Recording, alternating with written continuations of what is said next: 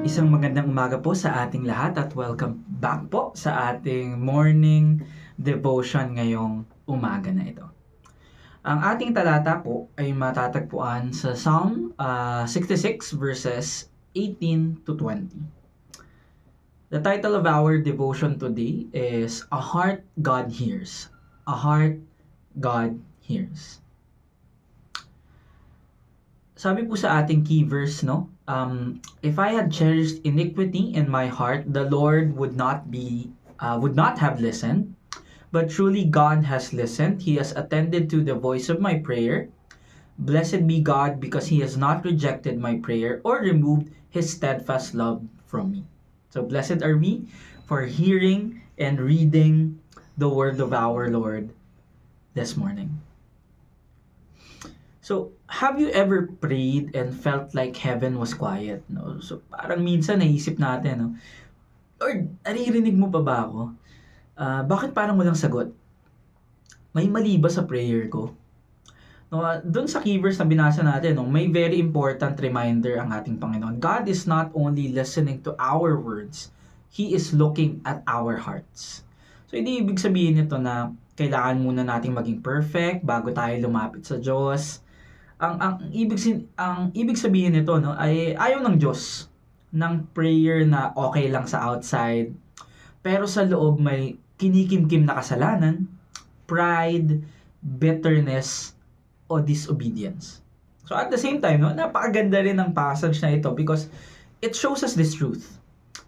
God listens to sincere, repentant, and humble hearts. No, so let's look again at this passage, no? Ano ba ang napapansin natin sa verses? So, unang-una, God cares about the condition of the heart.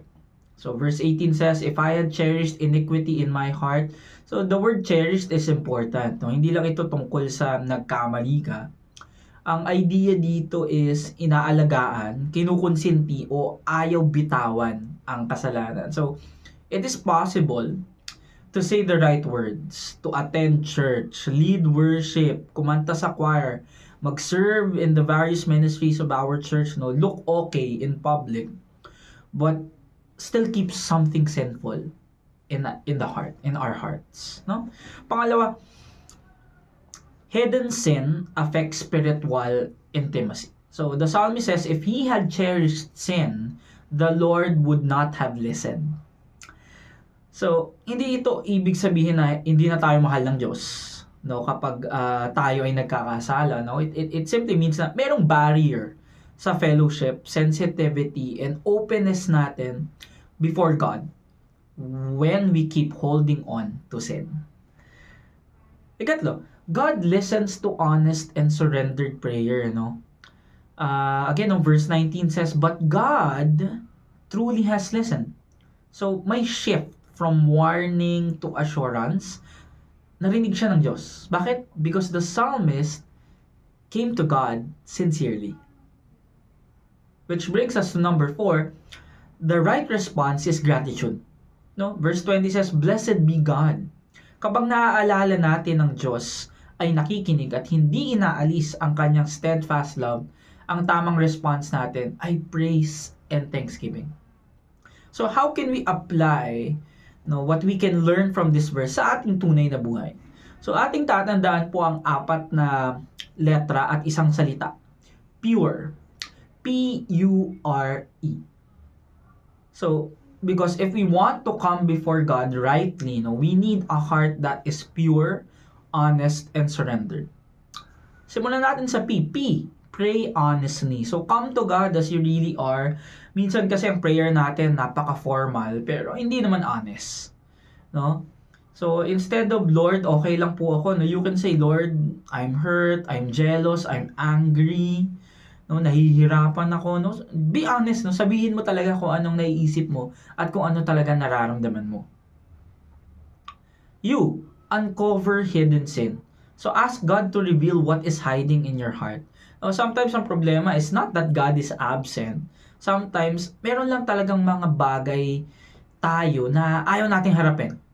No? May hidden sins like unforgiveness, pride, envy, dishonesty, impure thoughts, resentment sa ibang tao, no? So maybe outwardly okay ka, nagsisimba ka, but deep inside galit ka sa isang tao.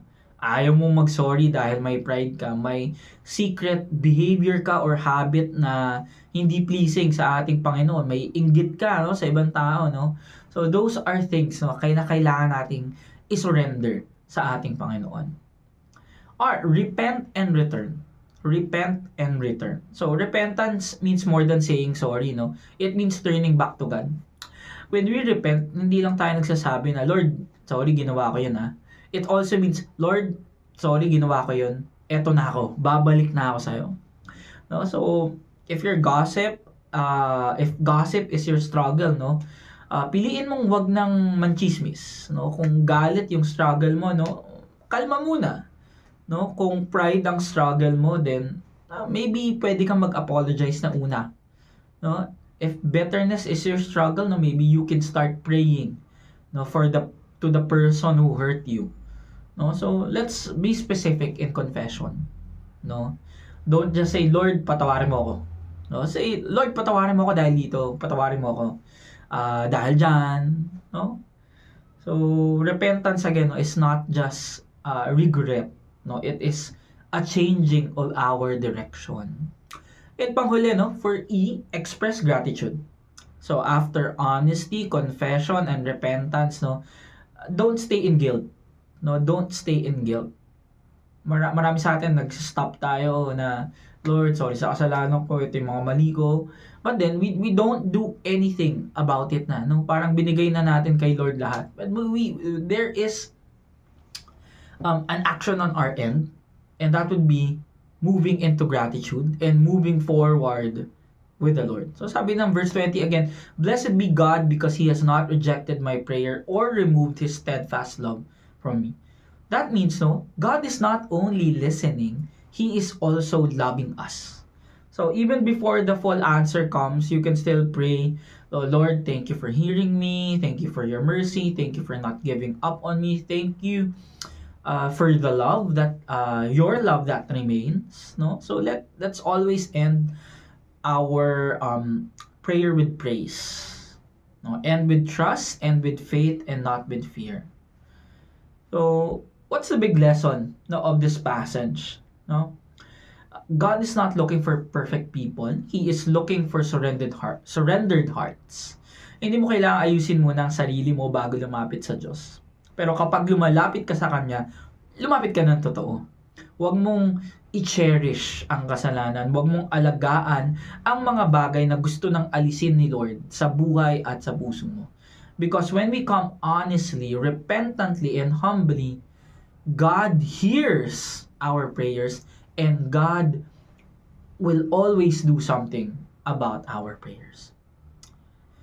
As we end for today, no, for us to reflect, and ma-challenge ang ating mga sarili, is there anything in your heart that you're still cherishing instead of surrendering to God? Meron ka bang patuloy na tinatago sa ating Panginoon? Meron ka bang patuloy na niyayakap na dapat ay sinusurrender mo na, sinusuko mo na sa ating Panginoon, pero eto, no, kapit na kapit ka pa rin. So ano kaya yun? No? Start with that and start surrendering that to the Lord. So today, before you ask God for anything, no, spend a short time, no, today doing pure. So pray honestly, uncover hidden sin, repent and return, express gratitude. Alright? Don't rush your prayer today. Be honest. Be clean before God. Be willing to change and trust that He hears you. I invite everyone to come join me in prayer. Lord, thank you for your word today. Thank you for reminding us that you do not only hear our words, but you also see our hearts. Forgive us for the times we have cherished sin, hidden pride, kept bitterness, or tolerated things in our hearts that do not honor you. Search us, Lord. Reveal anything in us that needs to be surrendered. Teach us to come before you honestly, humbly, and sincerely. Give us the courage to confess, the grace to repent, and the strength to walk in obedience. Thank you because you are a God who listens. Thank you because you do not reject our prayers when we come to you with open hearts. Thank you for your steadfast love that never leaves us. Help us live with hearts that are pure before you. In Jesus' mighty name, amen.